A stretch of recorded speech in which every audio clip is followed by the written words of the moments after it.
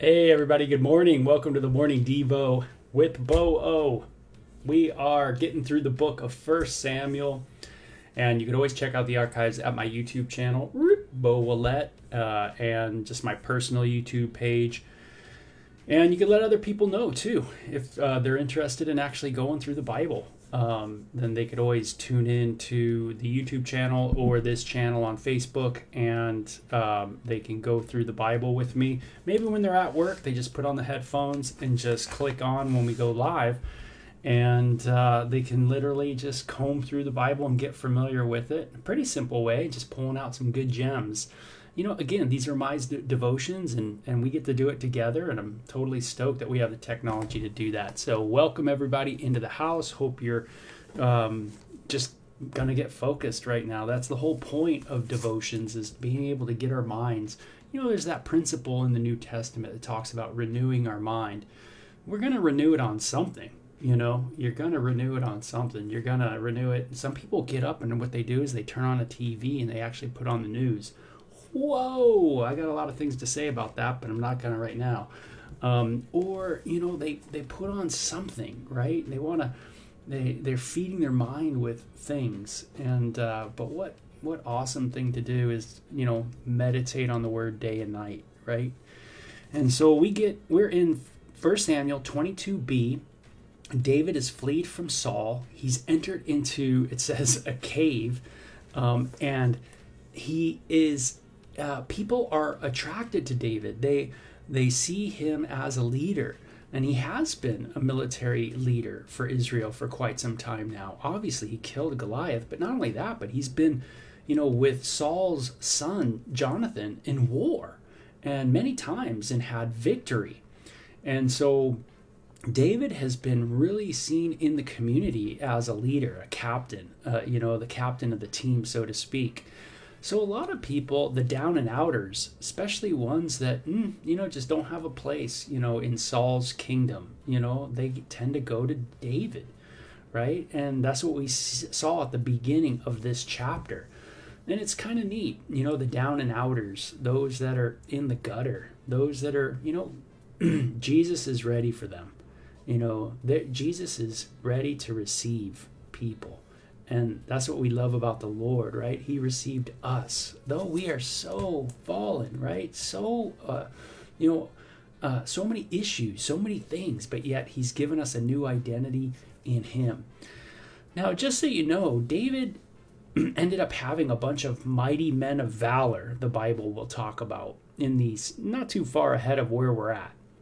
Well, the beginning of the mighty men of valor are in chapter 22. Those are the people, the military people that really couldn't find a place in Saul's kingdom, and yet now are with David, that go and find David when he is in, he's running from Saul. These down and outers become the mighty men of valor. Pretty interesting, right? Yeah, it's kind of Jesus-like. Jesus takes us from lowly places, and he puts us, right? Gives us a place in his kingdom. Man, already, what a great Devo, right?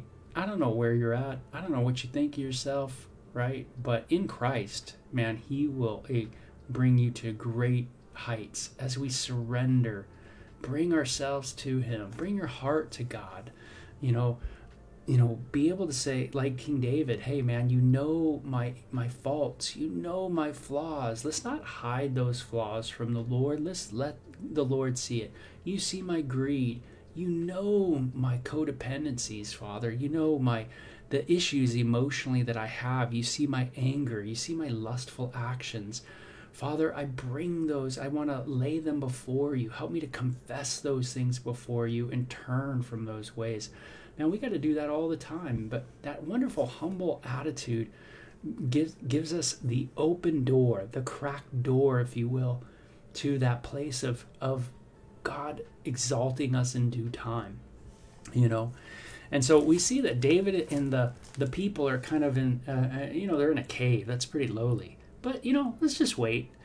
But Saul's on the hunt for David. And we see another personality, right? And that is Saul's personality. And man, what is Saul like?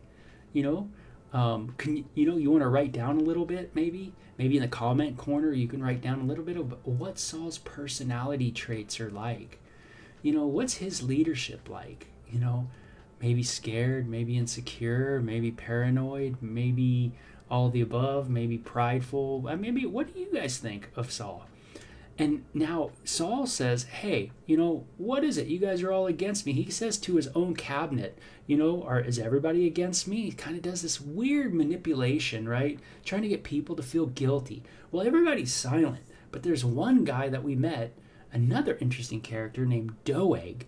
And Doeg the Edomite, Edom, look up where Edom's from, right? They're relatives of Israel, so you might want to look that up. And it says, who was sent over the servants of Saul. This is verse 9. And so Doeg was an important person in Saul's world, right? One of his officers.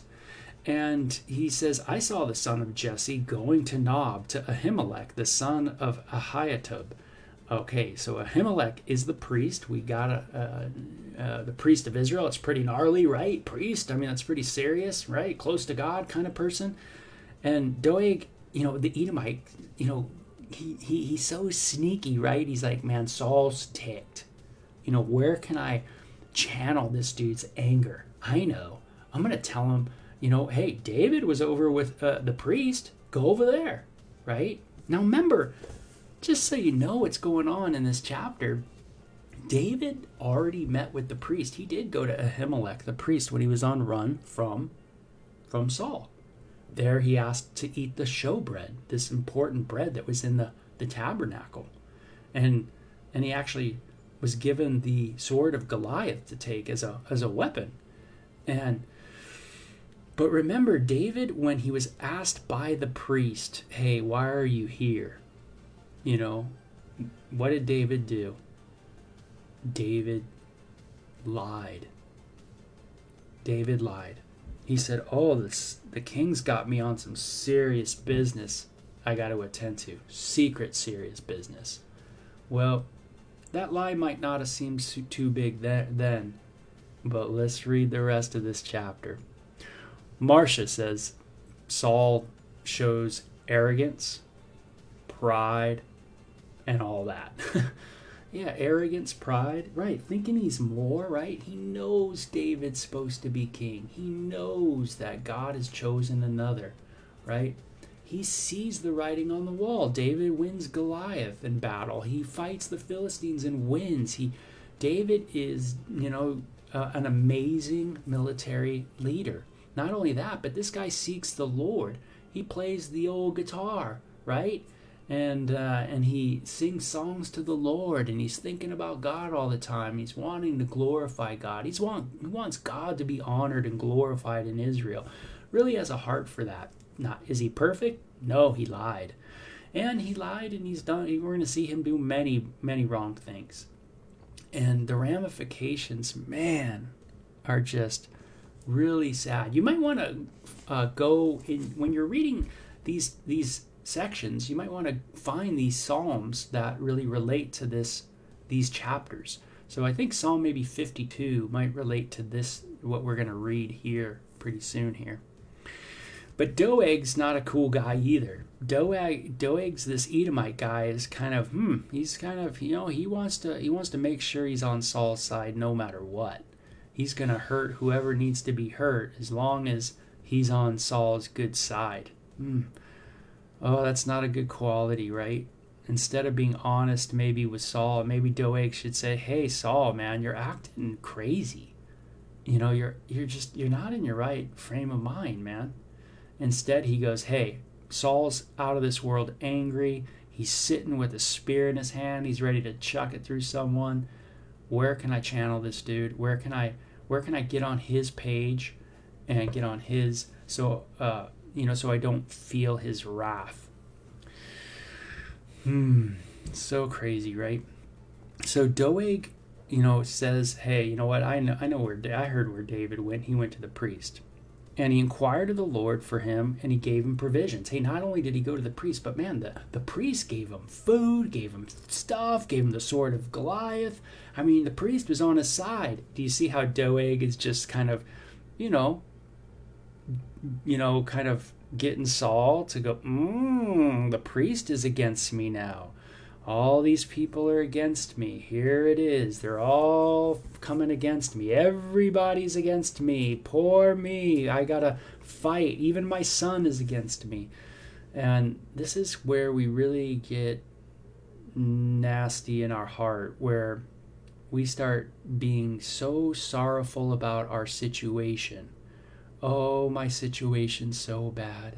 Oh, everything's so that I really, it just becomes pride, right?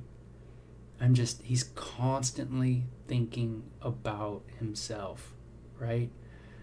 Instead of maybe going out and helping someone, knocking on the neighbor's door, praying for your neighbor, taking some time, helping out someone else. He's just constantly wrapped in his world, his reputation, his position, things of that nature. The political world, wrapped up in reputation, not wanting to lose your position. We'll say anything. We'll put anything on TV to get you, me, the viewer, to vote a certain way. Wow. Sound familiar? Same human situations, same human hearts right now, right at this moment, in places of power, right? And this is what we got to watch. Any of us who are in any kind of position of power, we got to watch this. It's easy to be a Doeg. It's easy to say, hey, you know what? I'm going to have to buddy up to that corporation. Hey, I'm going to have to do this. I'm going to have to go in with them because that's the side I get the benefits. That's the side I get the money. That's the side I get the reputation. That's the side. Instead of saying, hey, I don't think that's right. I think you could have done better. I think you could have done this. I think this should have been this way. Instead of being brave, we succumb to cowardice. Oh, is that not our hearts in our world? And if we are brave, usually it's a misguided bravery. We really are running amok. So much like Saul, so much like Doeg. And so the king calls to Ahimelech, the priest, the son of Ahitub, and all of his father's house. Whoa, the priests who were in Nob, and they all came to the king. So you have a whole clan before the king now. And Saul said, "Hear now, son of Ahitub." He answered, "Here I am, my lord." And Saul said to him, "Why have you conspired against me, you and the son of Jesse, in that you have given him bread, a sword, and have inquired of the Lord for him, that he should rise against me to lie in wait as it is this day?" Isn't that interesting? Saul's like, how can you be on the side of David? How can you give him everything? Now notice what Ahimelech says to Saul. He says, and who among all your servants is as faithful as David, who is the king's son-in-law, who goes at your bidding and is honorable in your house? Ahimelech's like, oh man, that's right. Man, I did help out David. David's amazing. He's an amazing guy in your house. He's done so many good things. He's actually your son-in-law. I mean, man, this guy is an amazing guy. You're really blessed to have that guy, Saul. Now, why is it Ahimelech say that? Well, it's true, yeah. But notice that Ahimelech's absolutely clueless about why Saul is actually coming to him about David. He thinks that it sounds like he thinks like it's Saul's not really mad at him, or he doesn't know why Saul's coming to him, and that's because Ahimelech was told a lie by David. Remember, David said, "Hey, Ahimelech, I'm here on the king's business. The king sent me here." Now, did the king send him here? No, Saul was going to kill David. David is on the run. Where does he go? To the tabernacle to seek the Lord, right? But when he was asked by the priest, "Why are you here?" David says, "Oh, by the way, Saul sent me here. I got to do some secret stealth mission, blah, blah, blah, blah, blah. I need to seek the Lord, da, da, da, da, da." And so Ahimelech thinks that everything's fine. He doesn't understand the conflict. Man, that sounds like a lot of us families, right? A lot of times we just don't understand the conflict. We say something to someone, but we don't understand what happened in the past. And I've been guilty of that many, many times in my life, where I've said something to someone thinking I'm on the right path, thinking I'm saying the right thing, when really, because there hasn't been a true, honest confession, we really don't know really what's happening, right? Now, and this is what's important, is like having my life being exposed, right? For what I am, right? The sin, the yuck in me, really gives people a clear view of God's work in my life. See, it's easy to hide, right? And then people don't have a clear view because you're not being honest. Now, this is where super rubber meets the road and is very, very difficult for human beings, all human beings. People that are pastors, people that are elders, people that are deacons, people in the church, it doesn't matter who you are, presidents. This is difficult to live an open life. This is what Jesus did perfectly. Absolutely open, nothing, everything vulnerable. He let anybody could examine him on any area of his life so they can see truly that God was with him. No one can convict him of anything. Jesus requested that he be tested over and over by the religious authorities of his day and the political authorities of his day.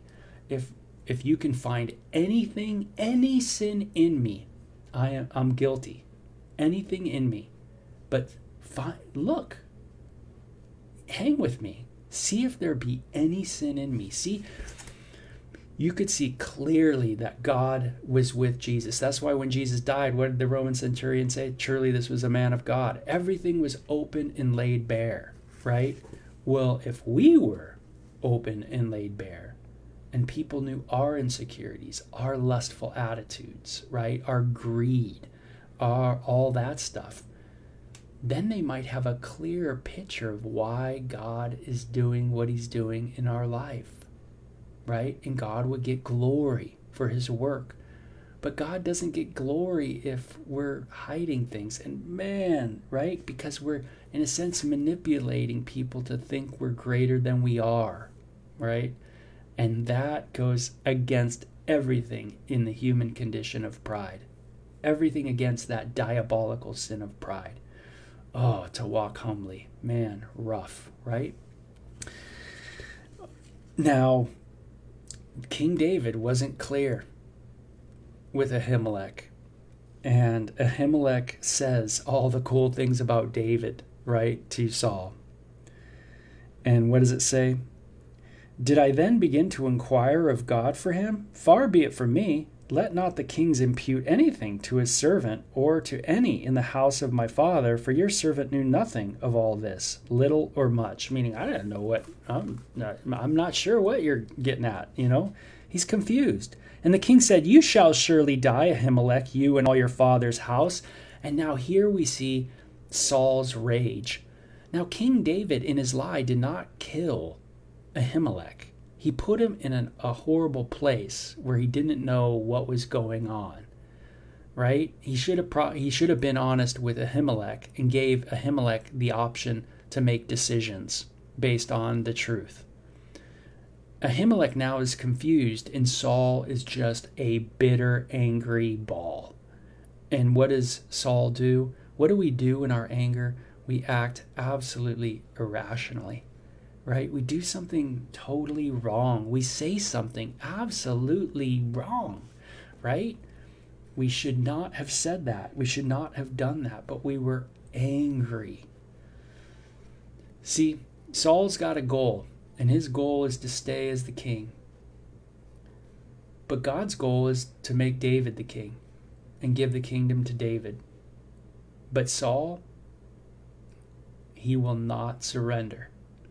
And usually our anger comes from not surrendering, right? It's just from not surrendering. We have a goal.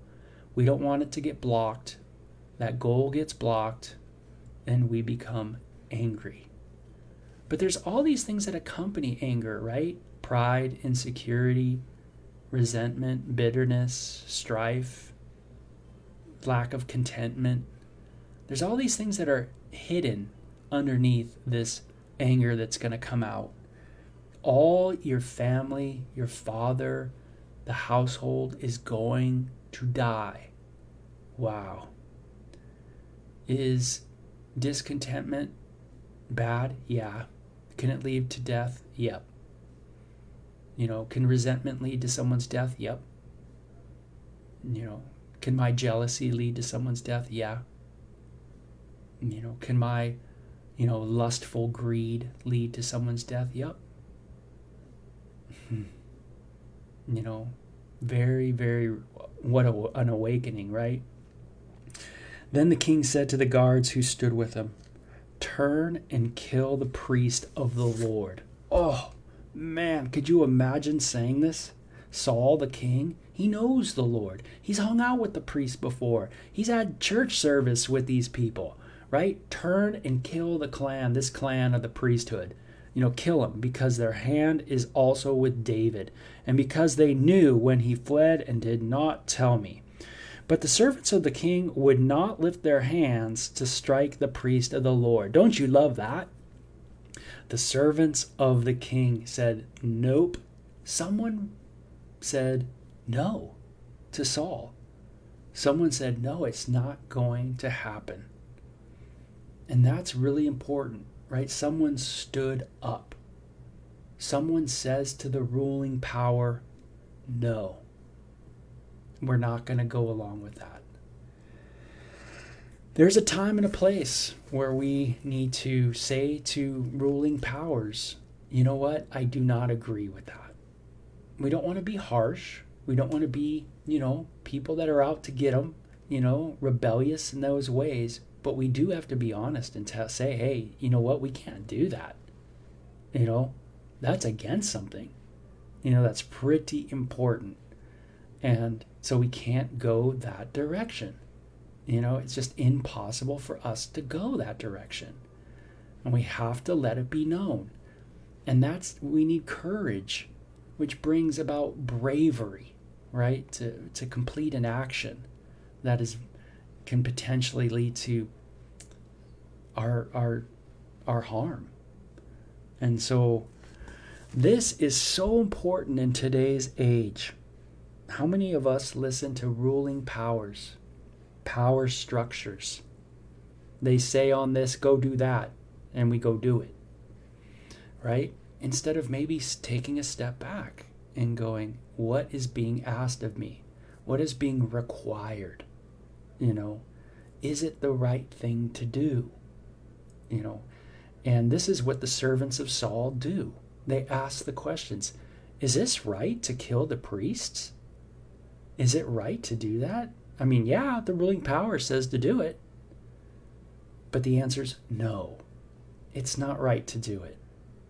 God, give me that kind of bravery and courage, today in my life. Help me to see things clearly so I can, make right decisions. Help me not just roll over, but help me, like Public Enemy said back in the 90s, fight the power in the right way, It says, and the king said to Doeg, you turn and kill the priests. And guess what? Does Doeg say, nope? What is Doeg about? He's about his position, right? You know what? These people of power, they have money, they have power, and I kind of like it. And it's kind of nice to have my house and my cars and my things. And you know what? I kind of don't want to lose it. Man, that's something that we all deal with, don't we? So Doeg the Edomite turned and struck the priest and killed on that day 85 men who wore a linen ephod. Wow. 85 priests were taken out by Doeg.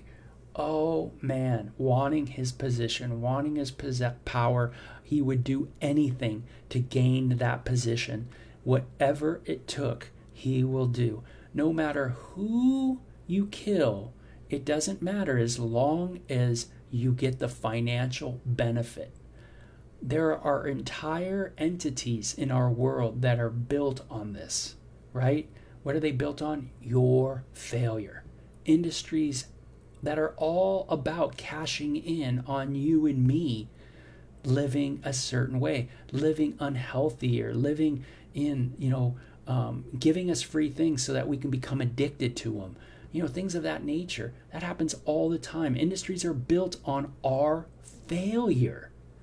Oh, man, right? What a mess our world is. I mean, sometimes when I think about it, I just go, the whole thing is messed up, and the problem isn't the system. The problem is us. That's the problem. People would think that we fix the system, it's going to be fine. No. Watch Logan's Run, man, back in the day. Don't you remember Logan's Run, that movie? Yeah, it's like, the system seemed like it was great, but really you had people that were still corrupt running it, right? That's how things work. Logan's Run. Man, does anybody remember Logan's Run?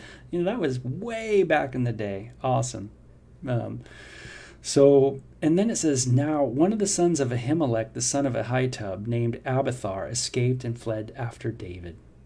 And Abiathar told David that Saul had killed the Lord's priest. And David said to Abiathar, I knew that day when Doeg the Edomite was there that he would surely tell Saul, I have caused the death of all the persons of your father's house. Stay with me, do not fear, for he who seeks my life seeks your life, but with me you shall be safe. David knows. And this is why I think reading Psalm 52, I think it is a really good psalm to read, because you'll get to see what David sings to the Lord, what he plays to God at this time. And, his heart is definitely broken before the Lord. Man, the ramifications sometimes for our lives can be pretty radical. God help us today, right? So it's one of those chapters, 22, where we almost want to pull out each person in it and write about their character qualities, their good things, their flaws. And then we get to examine us and see where we're at too in our own life. See how we're very much similar to Doeg, how we're very similar to Saul, how we can be very similar to David as well. And that all those qualities can be seen in us today in our world. Do we need help? Yes. Do we need grace? Yes. And above all, do we need saving?